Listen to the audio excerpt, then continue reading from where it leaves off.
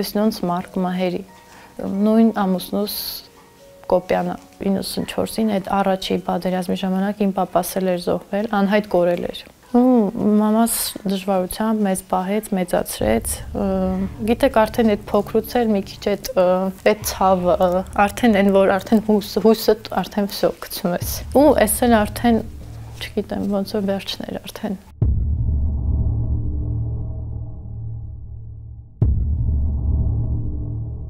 Պետքա որ արդեն սաղ վեշեր հավաքած, պատրաստած, միասին մեր ամենապուճուր, չգիտեմ ինչ մանրուկ վերցրեցինք, սաղ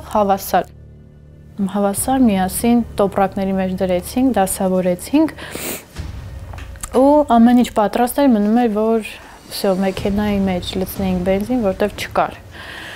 Ու այդ էր մնում որ լցնեինք վсё, միանգամից շարժվեինք։ Դե բենզինն էլ էտա։ Այդ նույն օրը ամսի 25-ին գնաց որ 5 լիտր, ասեց 5 լիտր որ վերցնեմ, գոնե մինչև Գորիս կկարողանան գնալ, որտեղ մեջը մի քիչ կար։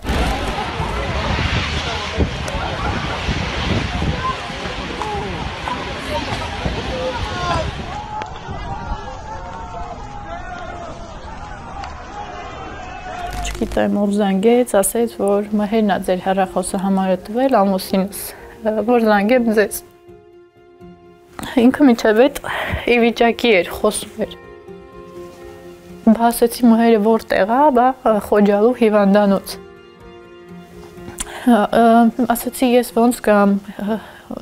արժե իմ գալը, ասեցին չէ, որտեղ իրանց տեղափոխում են հիվանդանոց, Ստեփանակերտի հիվանդանոց։ Գնացինք հիվանդանոց։ Մեր հարևանի ամուսինն էլ չկար, միասին, ասեցինք, միասին էին գնացել այդ բենզինի համար։ Միասին գնացինք, սաղ հիվանդանոցներով մեկ-մեկ չէին թողնում, որ մտնեինք, ասեցինք, այնտեղ կանչեցին, որ պետքա ինչ-որ այդ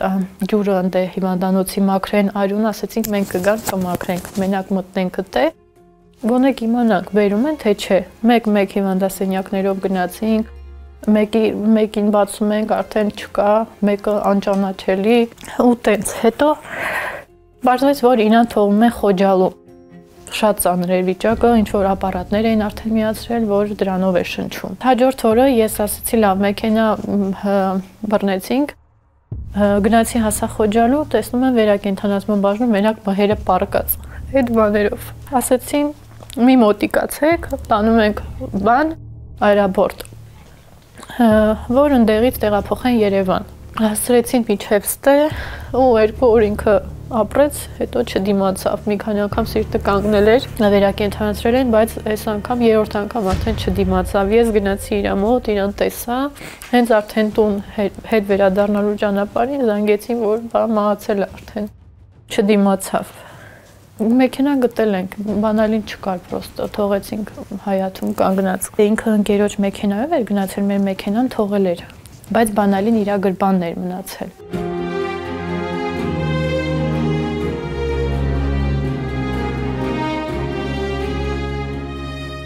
Մենք որ տեղափոխվեցինք այդ տուն, ինքն էր սաղ իր ձեռքով սարքել, մեր ուզած ձևով,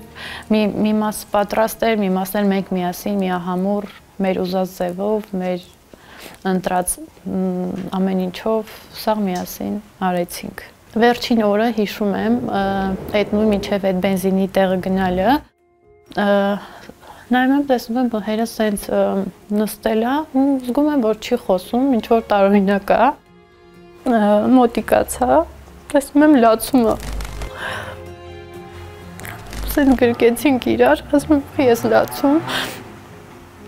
տղամարդ տեղով արտասունքները գնում էր, ինչ ա եղել Մհեր, ասում եմ միասին այսքան արել ենք, չարչարվել ենք, մեր դրածը,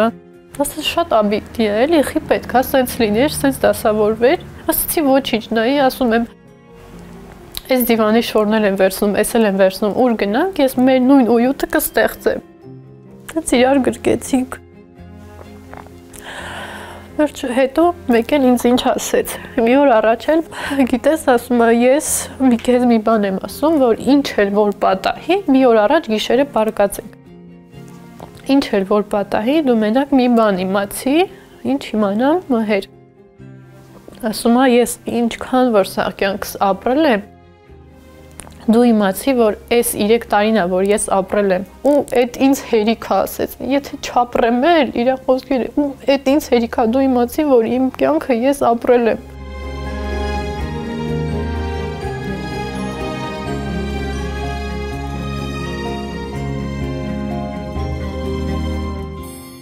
Ամուսինս Հյուսնուսմահերը զինվորական էր, նոր էր մտել բանակ, 3 ամիս առաջ էր։ 3 ամիս էր ծառայում, ինքը աշխատում էր Hello Trust կազմակերպությունում, ահագին 5-6 տարի ընդ աշխատեց, հետո այդ նոր էր, որ այդ մեկը թողեց, Hello Trust կազմակերպությունը շատ էդ էլ էր վտանգավոր, այդ իր աշխատանքն էլ էր շատ վտանգավոր, դե իրանք սապյորը չէ, բաներ էին ման գալիս։ Տեղից դուրս եկա, որտեվ շշուկներ էին գնում, որ պետքա կապվի այդ կազմակերպությունը, ստիպված դուրս եկա, մտավ բանակ, չնայած նրան, որ ընդհանրապես մեր սրտով չէր բանակը, որտեվ կյանքի հարցեր ամեն օր, ամեն վայրկյան կարող է մի բան լիներ ու հաստատ կտեղափոխեին իրանց, կտանեին։ Ու տենց բայց գնաց։ Ինչի համար գնաց, անկեղծ համընդե աշխատավարձներ բարձր, իսկ ես վերջերս երևի տեղյակ եք, որ Ստեփանակերտում, Ղարաբաղում շատ դժվար էր, այս բլոկադան, որ ընկավ, շատ դժվար էր ապրելը։ Չնայած նա որ բան չկար, բայց ահա որ արդեն այն եղածն էլ ահա որ մեծ բան գներ էին ու չէինք հասցնում։ Դրա համար ստիպված մտավ բանակ, որ աշխատավարձը գոնե մի քիչ բարձր լինի։ 3 հոգի էինք մեր ընտանիքում ապրում, ես, ամուսինս ու մեր բալիկը։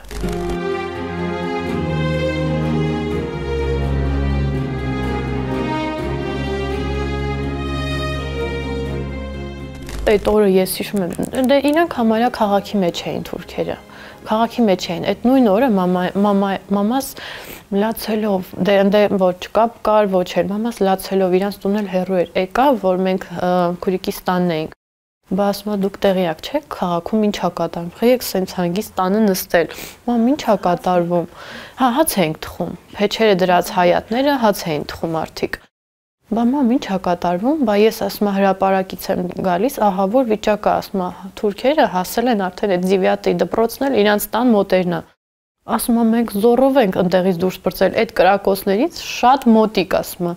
Կրակոցներից փախել ենք, թողել ենք ինչ կա, ոնց ասում սաղ մեկ այն հիվանդ մարդը ասում մեկը մյուսին քաշ տալով եկել հասելա, որ գոնե հասնի միջև հրապարակ, որտեվ լրիվ մոտիկ էր ասում մենք բոլորս արդեն այն ամենածանր բաներն էինք պատկերացնում, մամաս այդ վիճակում հասա, որ հեսա մտնելու են քաղաք արդեն, դուք իջանք նորից նկուղ, մինչև որ արդեն սենց մեկներ բանով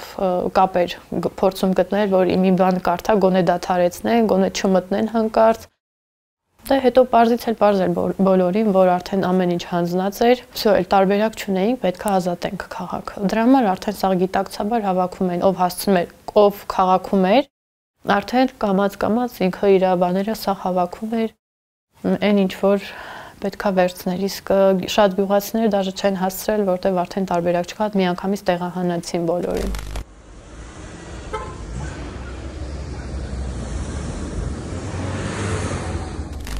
Բլոկադայի ընթացքն էլ անկեղծ դժվար էր իրոք, արդեն որ զգում ենք, մի պահ այն սկզբնական շրջանում ասում ենք, դաժե լավ է, որ բլոկադայա կկարողանանք ինչ-որ գումար պահենք, ոչ մի բան չառնենք, հետո բայց զգացինք, որ արդեն լրջանում է, իրոք արդեն դատար կա, բան չկա, դժվար է երեխուդ համար ինչ-որ բան գտնելը, արդեն զգացինք այդ ամեն ինչի լրջությունը, շատ դժվար էր։ Մարդկանց տենում էին տարիքով մարդիկ են, հացի համար որ սարքեցին տալոնով, ամեն շնչին կես հաց, ես հա օրինակ մեր տանը այդքան չէ, բայց այն մյուս ընտանիք, որ անդադ հացի պակասը զգում են շատ են, մարդիկ լացում են հերթերում կանգնած, շատ աբիդնի է, շատ դժվար էր այդ ամեն ինչը տեսնելը, բայց հաղթահարեցինք մենք միասին։ Ամուսինս օրինակ գիշերով արդեն որ գնում էր սպիսկ էին անում, այդ որ հերթը օրինակ 300 քանիսն է, ինքը պետքա 3.5 օրինակ մոտիկանա այդ փուր որ վերցնի։ Այնց հելում էր գնում էր որ հաց բերի գիշերով։ Դաժե հիշում եմ գիշերով բերում էր այդ տաք հացի այդ հոտը, նստում են գիշերով ուտում, բայց դաժե այդ շատ հաճելի էր։ Այն գյուղացիներն էլ բերում էին այն բերած բաներն էլ որ գյուղից ինչ որ կարողանում էին բերեին, շատ թանկ էին դնում, բայց մենք դաժե գիտեք հայը համար, որ տենց այդ դժվար պայմաններում, այդ չգիտեմ, էդ էլ է շատ աբիդնի, մեզ այնտեղից այդ բանը չգիտեմ, որ խի ալյուր էինք ուզում վերցնեինք, որ զուտ հացի համար, մեզ ասեցին, որ մեր շոկը 90,000-ով կարող ենք տալ։ Մենք այնքան շեշտել ենք, որ թեկուզ բլոկադայի մեջ լինեինք, թեկուզ չգիտեմ, դժվարություններ էինք տեսնում, բայց այնքան սենց մեր սրտները սենց կոտրված չէր, թեկուզ հացի հերթ էին գնում, ես համաձայն եմ, դաժե այդ բլոկադային կյանքին եմ համաձայն, բայց բոլորս միասին,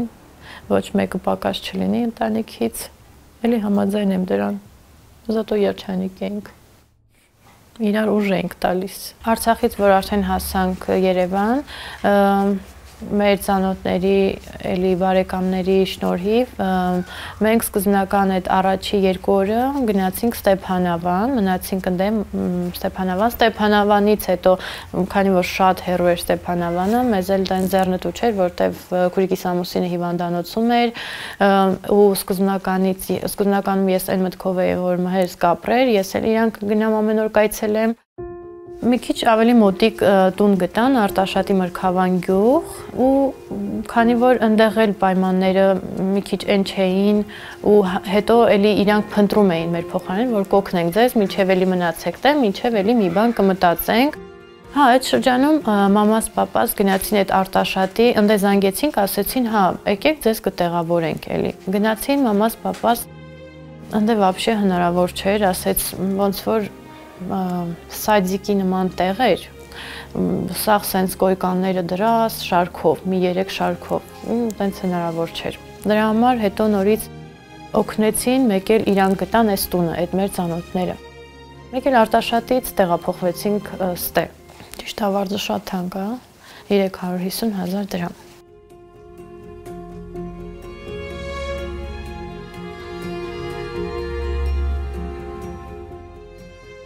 Միակ հույսը, միակ, չգիտեմ, այն որ լույսը, որ կա, այն որ կարողացել ենք վերցնել մեր հիշողությունները, կոնկրետ ես իմ ընտանիքի հետ կապված, իմ ամուսնու հետ կապված, իմ հիշողությունները իմ հետ է միշտ, այն բաները, որ մեզ շատ թանկ էին, գոնե այդ մեր անցյալով, մեր, չգիտեմ, այդ ապրած օրերով պետք է ապրենք, պետք է գիտակցում եմ, որ ամուսնուս հետ չեմ բերի, պետք է ես առաջ նայեմ, բալիկիս համար, միջև արդեն չգիտեմ կհասկանանք։ Երևի կյանքը ցույց կտա հետո ինչ անենք, ցանկանայի վերադառնայի, եթե ամուսինս կողքս լիներ, առանց իրան, չէ։ Մեր ապրած, մեր կյանքներն դե, մեր ուրախ օրերը, մեր, չգիտեմ, ամեն մի հիշողություն, մանկություն, դեռ Շուշին, Ստեփանակերտ,